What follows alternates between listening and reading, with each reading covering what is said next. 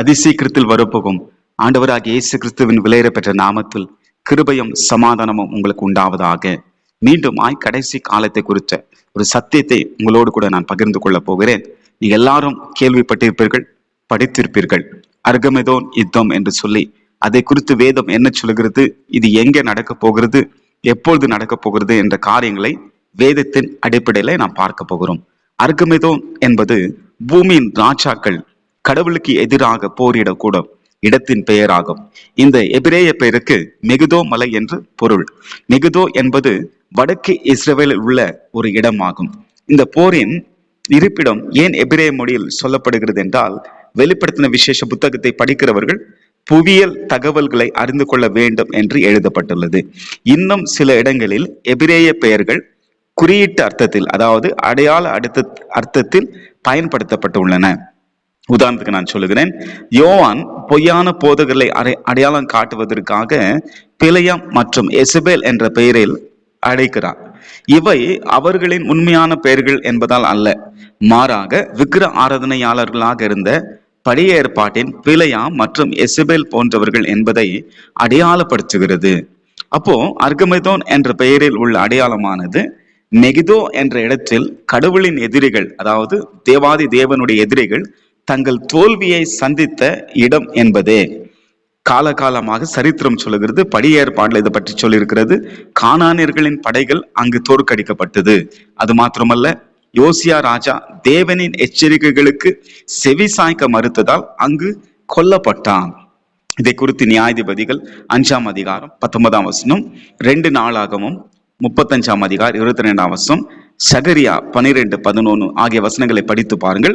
இவைகள் எழுதப்பட்டிருக்கிறது. தேவனை எதிர்க்கும் படைகள் அர்கமெதோனில் கூடுகின்றன என்று சொல்வது அவர்கள் தங்கள் சொந்த தோல்விக்காக கூடுகிறார்கள் என்று அர்த்தம். மேலும் இந்த அர்கமெதோன் யுத்தத்தை பற்றி வெளிப்படுத்தும் விசேஷத்துல 19ஆம் அதிகாரத்துல ஆவியானவர் எழுதி வைத்திருக்கிறார்.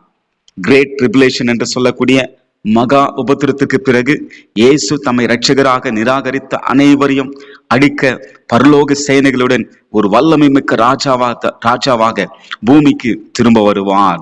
தீய சக்திகள் அவருக்கு எதிராக தேசங்கள் அணி திரட்டும். முழு பூமியும் இதில் ஈடுபடும். இயேசு அந்தி கிறிஸ்துவையும் அவனுடைய பொய்யான தீர்க்கதரிசிகளையும் நாசியின் சுவாசத்தால் அடிப்பார் என்று கர்த்தருடைய வார்த்தைகள் சொல்கிறது. இதை பற்றி இன்னும் கொஞ்சம் விவரமாக நாம் பார்க்கலாம். உபத்திரம் முடிந்தும் இயேசு தாம் பரத்துக்கு ஏறி சென்ற அதே இடத்திலிருந்து பூமிக்கு திரும்ப வருவார்.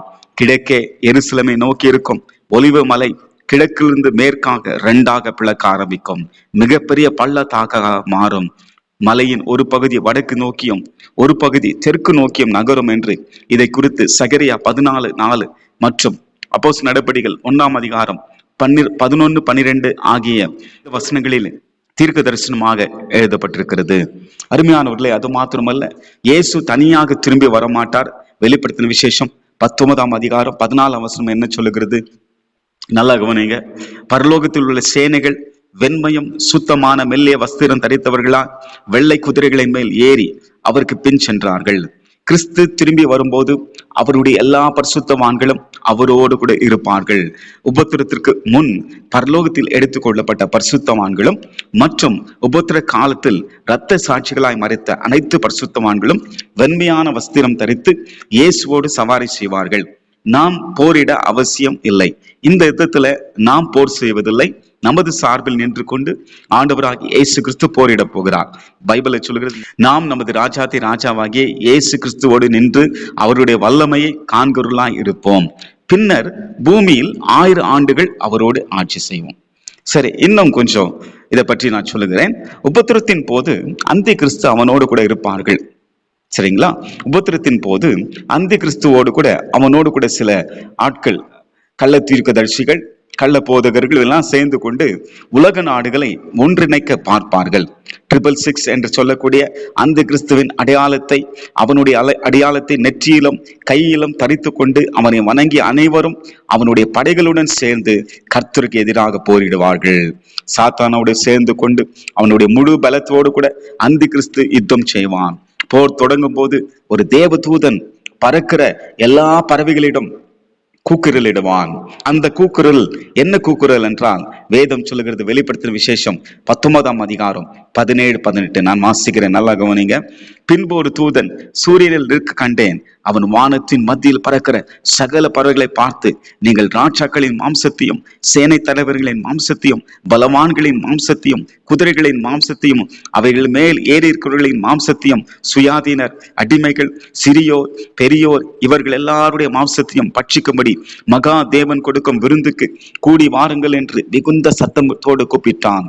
அடுத்து என்ன நடக்கிறது என்றால், அந்த கிறிஸ்துவும் அவனுடைய பொய் தீர்க்கதரிசிகளும் பிடிக்கப்பட்டு அக்கினி கடலிலே தள்ளப்படுவார்கள். இயேசு தம் வாயின் பட்டயத்தால் எஞ்சிருக்கும் அனைவரையும் அவர் அடிப்பார். இது வரலாற்றில் மிகப்பெரிய இரத்த களரி போராக இருக்கும் என்று வேதம் தெளிவாய் சொல்லுகிறது. பறவைகள் வந்து அவர்களுடைய மாம்சத்தை தின்னும். போருக்கு பிறகு என்ன நடக்கும்? ஆண்டவராகிய இயேசு கிறிஸ்து பூமியில 1000 வருடம் அரசாட்சி செய்வார். அல்லேலூயா. அது மாத்திரமல்ல, அந்த 1000 வருடம் சாத்தான் கட்டப்படுவான். வெளிப்படுத்தின விசேஷம் 20ஆம் அதிகாரம் 2ஆம் வசனம் சொல்லுகிறது. அருமையான தேவ பிள்ளைகளே, இதுதான் அர்கமதோன் யுத்தம். தீர்க்க தரிசனமா இது நடைபெற போகிறது. ஆண்டவராகிய இயேசு கிறிஸ்து சீக்கிரம் வரப்போகிறார். அந்த அர்கமதோன் என்ற இடம் இன்றைக்கும் பாதுகாப்பாக வைக்கப்பட்டிருக்கிறது. இந்த உலகத்திலே எத்தனையோ இயற்கை சேதங்கள் வந்தாலும் அந்த இடம் மாத்திரம் அழியவில்லை. காரணம், காலகாலமாக அந்த இடம் பாதுகாப்பாய் வைக்கப்பட்டிருக்கிறது. காரணம், அந்த யுத்தம் நடக்க வேண்டும் என்று தேவன் தீர்க்க தரிசனமாய் தன்னுடைய வேத புஸ்தகத்துல ஆண்டவர் உரைத்திருக்கிறார். இயேசு சீக்கிரம் வரப்போகிறார். அவர் வருகைக்காய் ஆயத்தப்படுங்கள், மற்றவர்களையும் ஆயத்தப்படுத்துங்கள். மாராநாதா. கர்த்தர் உங்களை ஆஸ்வதிப்பாராக.